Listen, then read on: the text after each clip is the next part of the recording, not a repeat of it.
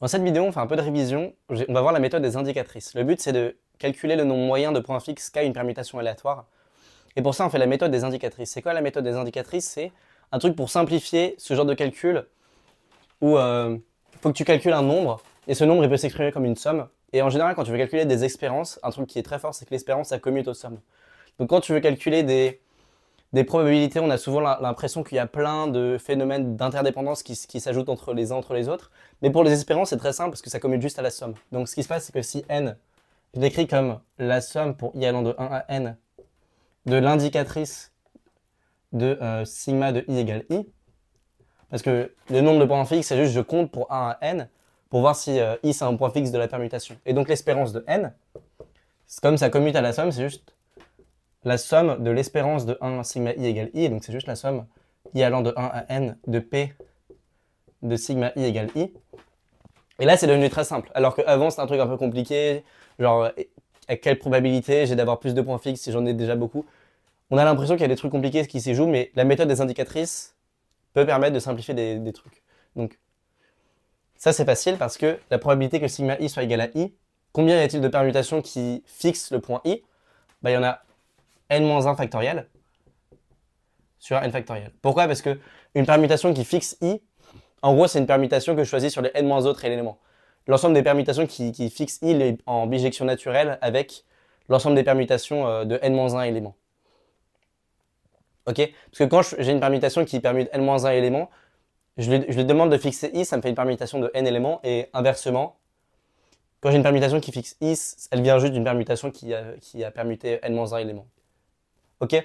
Donc, au final, je trouve somme pour i allant de 1 à n de n-1 factoriel sur n factoriel, donc c'est égal à 1.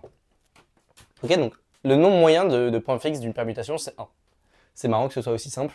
Et maintenant, on peut calculer la variance avec la méthode des indicatrices encore. Donc, je rappelle que n, c'est cette somme-là. Et la variance de n, c'est la covariance de n avec lui-même.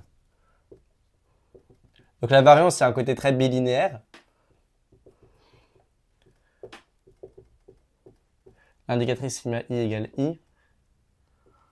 Et donc j'ai le droit de développer parce que la covariance est bilinéaire, et donc ça fait somme pour i, j dans 1n au carré. Indicatrice sigma i égale i, covariance, pardon, de ça, sigma j égale j. Ok? Et maintenant, il ne nous reste plus qu'à calculer ça, et donc ça c'est facile parce qu'il y a deux cas qui sont possibles. K1, i égale j. Et donc qu'est-ce qui se passe dans ce cas-là? On veut calculer la covariance de l'indicatrice de sigma i égale i avec l'indicatrice de sigma i égale i. Ça, c'est juste la variance de l'indicatrice sigma i égale i. Sauf que quand j'ai la variance d'un truc qui vaut soit 1, soit 0, quand j'ai la variance d'un truc comme ça, c'est juste 1 sur n fois 1 moins 1 sur n. La variance d'une Bernoulli, c'est juste p fois 1 moins p. Et là, comme ça interagit avec probabilité 1 sur n, la variance de cette variable-là, c'est juste 1 sur n fois 1 moins 1 sur n. Ok, donc on a traité un cas sur deux, on a traité le cas où i égale j. Il nous reste juste le cas où i est différent de j. Donc le cas i égale j, c'est juste le fait que la variance de x quand x est Bernoulli, à paramètre p, c'est juste p fois 1 moins p. Et donc, il nous reste juste le cas où i est différent de j. Et dans ce cas-là, qu'est-ce qui se passe? Faut y aller à la main, ça fait... Donc i différent de j, c'est quoi la définition? C'est l'espérance du produit, donc c'est espérance 1 sigma i égale i fois 1 sigma j égale j, moins donc 1 sur n au carré. Moins 1 sur n carré parce que 1 sur n carré, c'est le produit des espérances. Parce que les espérances, c'est 1 sur n.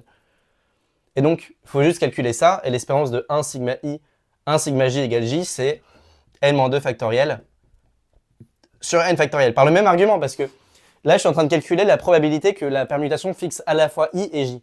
Si elle fixe deux éléments, c'est exactement une permutation de n-2 éléments. Avec le même argument que la probabilité de fixer i, ce soit 1 sur n. La probabilité de fixer deux éléments, c'est n-2 factoriel sur n factoriel, ce qui est égal à n fois n-1. Pardon, 1 sur n fois n-1. Et donc ça devient ça moins 1 sur n carré. Et voilà, et on a fini.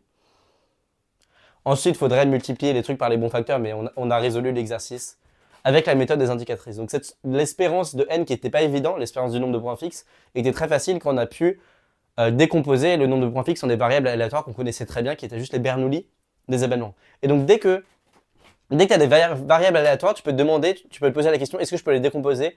Est-ce que je peux les exprimer en fonction de d'autres variables aléatoires pour ramener ça à un problème de combinatoire un peu plus facile? C'est ça le côté marrant avec les probabilités et la combinatoire, c'est que des fois, ça fait apparaître des points de vue intéressants sur la combinatoire. Ça serait un peu plus chiant si dans cet exercice, on devait compter à la main la probabilité que n soit égal à k, la probabilité à chaque fois que n est k point fixe. On s'en serait sorti, bien sûr, mais ça aurait été un tout petit peu plus chiant, alors que ça, c'est beaucoup plus élégant parce qu'on a juste la linéarité de l'espérance.